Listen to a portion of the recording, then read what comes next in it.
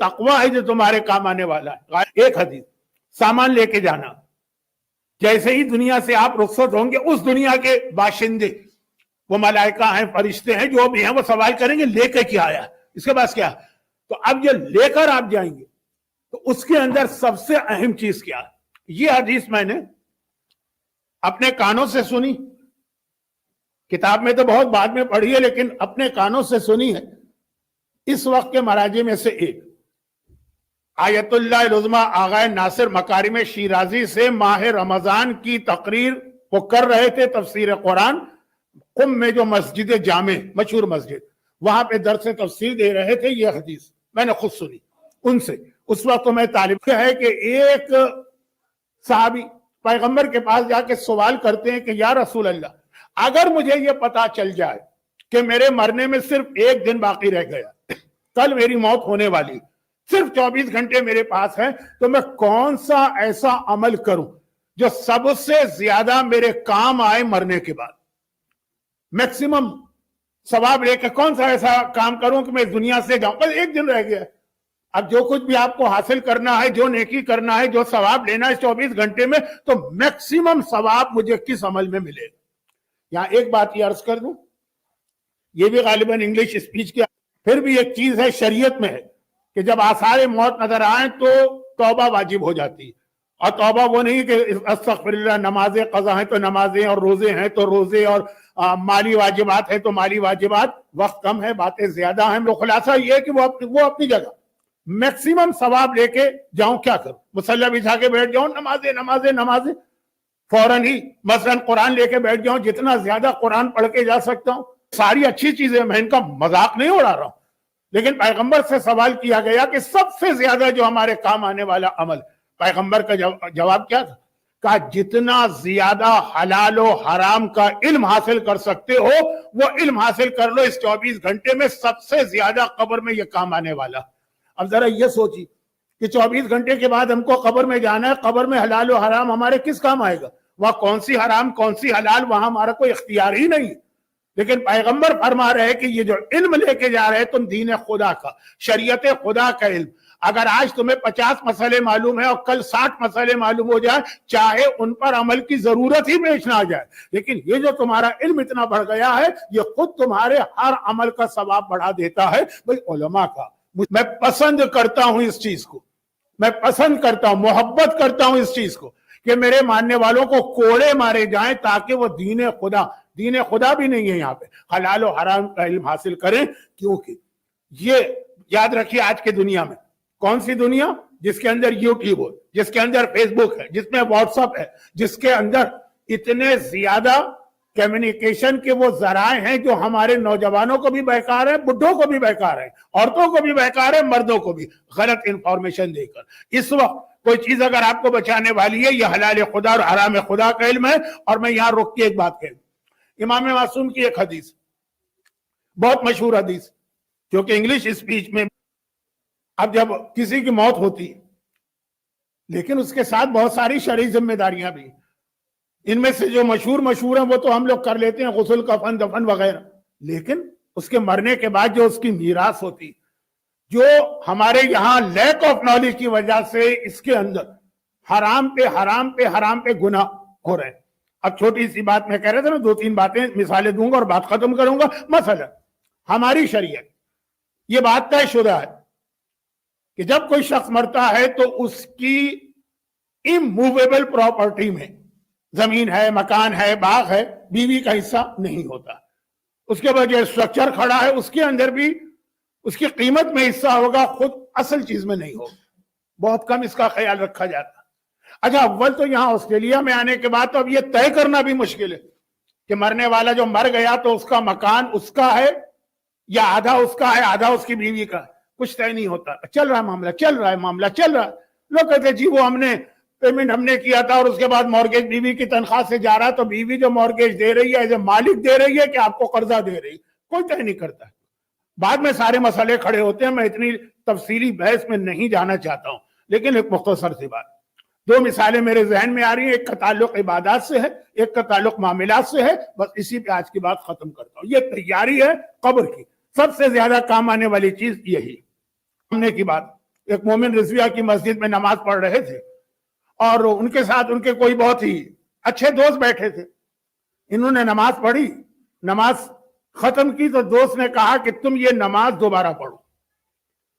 اچھا کیوں دوبارہ پڑھو؟ کہا کہ تم نے جو تھا تمہیں خیال نہیں رہا ہوگا, تم نے تیسری رکعت میں 2 دفعہ رکوع کر لیا. بھول جاتا ہے آدمی, 2 دفعہ رکوع کر لیا. تو اس نے کہا میں نے بھولے سے کیا ہوگا, جان بوجھ کے تو نہیں کر سکتا ہوں, بھولے سے کیا ہے تو یہ تو معاف ہے. تو اس نے کہا نہیں, یہ رکوع تو ایسی غلطی ہے اگر ڈبل ہو جائے تو بھول میں بھی معاف نہیں, یہ نماز کا رکن ہے. دیکھیں یہ واجبات کے مسئلے ہیں جو ہمارے بچے, بڑے, بوڑھے, جوان, عورتیں, مرد سب کو معلوم ہونا چاہیے. اب وہ جو نماز پڑھنے والا تھا, میں اپنی جن کی نماز غلط تھی, جنہوں نے 2 رکوع کیے, انہوں نے کہا نہیں کیے ہوں گے میں نے, تم جھوٹ نہیں بول رہے ہو لیکن بھول تھی. اس نے کہا نہیں یہ بھول میں بھی معاف نہیں. کہا نہیں, میں نے پچھلے ہفتے ہی مولانا عادل صاحب سے, جو وہاں کے ریگولر پیش نماز سے بہت مشہور شخص ہے, ان سے پوچھا تھا, انہوں نے کہا تمہاری نماز صحیح ہے. اچھا اب جو علماء دشمن تھے وہ ان سے کہا کہ دیکھیں یہ رکوع 2 ہو گئے بھولے سے, تو انہوں نے کہا نماز دوبارہ پڑھنا. تو جس کی نماز غلط تھی اس نے مولانا سے کہا لیکن آپ کو یاد نہیں, میں نے پچھلے ہفتے آپ سے مسئلہ پوچھا تھا تو آپ نے کہا تھا کہ نہیں تمہاری نماز صحیح. کہا تم نے کیا پوچھا تھا؟ کہا میں نے یہ پوچھا تھا کہ میں آپ کے پیچھے جماعت پڑھ رہا تھا, آپ رکوع میں گئے تھے, میں سمجھا کہ آپ رکوع سے کھڑے ہو گئے, میں بھی کھڑا ہو گیا, میں نے دیکھا آپ ابھی تک رکوع میں دوبارہ چلا گیا, 2 رکوع کیے میں نے. بعد میں نے آپ سے پوچھا کہ اس طرح میرے ڈبل رکوع ہو گئے, آپ نے کہا نماز تمہاری بالکل درست. اب مولانا کیا جواب دیں گے جو آپ میں سے مسئلہ جاننے والا ہر آدمی جانتا ہے؟ کہا دونوں بات صحیح تھی, فرادہ نماز میں ڈبل رکوع ہو جائے تو غلط ہے نماز. جماعت میں اگر اس غلط فہمی میں کہ شاید امام رکوع سے کھڑا ہو گیا, تم نے سر اٹھا لیا, دیکھا اسٹل امام رکوع میں, دوبارہ چلے جاؤ, یہ بالکل معاف ہے. اب نماز ہے کہ کہنے والا بحث کرے گا نا کہ بھائی نماز تو نماز ہوتی ہے, نماز تو ایک چیز ہوتی ہے.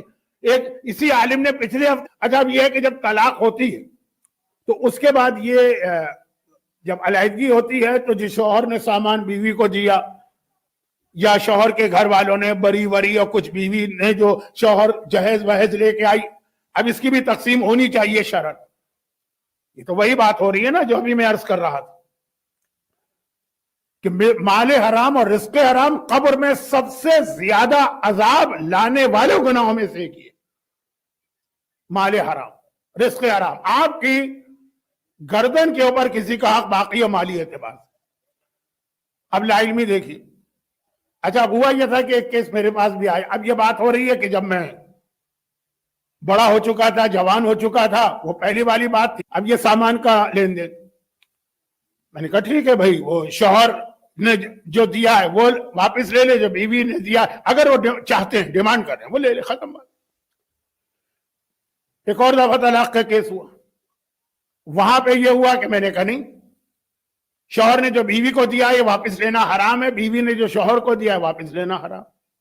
اچھا خیر, میں تو 45 سال سے ویسے ہی لوگوں کا ٹارگٹ بن رہا ہوں.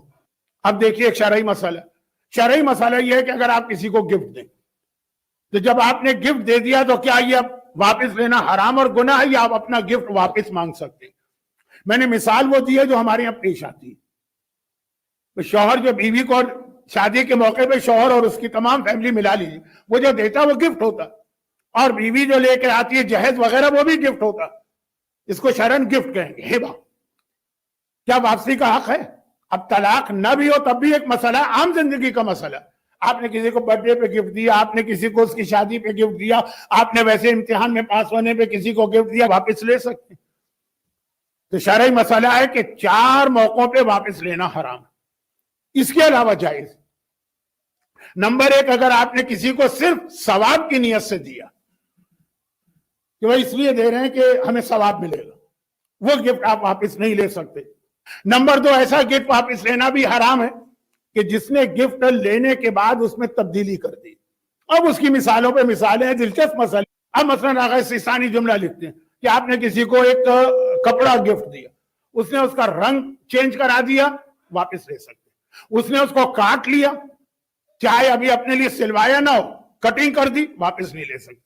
کسی کو آٹا آپ نے دیا, اس نے اس کی روٹی پکا لی, آپ کہیں گے وہی بات ہے بھئی آٹا ہے کہ روٹی لاؤ, روٹی دے دو. نہیں, تو تبدیلی کر دی ہے تو واپس نہیں لے سکتے، دو چھوڑے۔ تیسری بات، وہ گفٹ بھی واپس نہیں لے سکتے جس میں آپ نے اس کو دیا، اس نے بدلے میں آپ کو دیا، یعنی جو ادلے بدلے کے گفٹ ہوتا ہے، چاہے دونوں کی ویلیو میں زمین و آسمان کا فرق ہو۔ یہ جملہ بھی میں آغا سیستانی کا کوٹ کر رہا ہوں، گھر کے سارے مراجع کا ہے کہ مثلا آپ نے گفٹ دیا ہے اس کو $1 ملین، اس نے اس کے بدلے میں آپ کو 2 رومال دیے، جیسے پاکستان میں تیسرا ہے جس میں ادلا بدلا، انشورنس اسی میں آتا اکثر مراجع کے نزدیک۔ چوتھی چیز، اگر بلڈ ریلیٹو کو آپ نے گفٹ دیا، بلڈ ریلیٹو کو، ابن کانا او امن او ولدن او اخن، چاہے باپ ہو، چاہے ماں ہو، چاہے اولاد ہو، چاہے بھائی ہو، چاہے کزن ہو، بلڈ ریلیٹو کو گفٹ دیا ہے وہ واپس نہیں لے سکتے، چاہے وہ ایز اٹ از رکھا ہو۔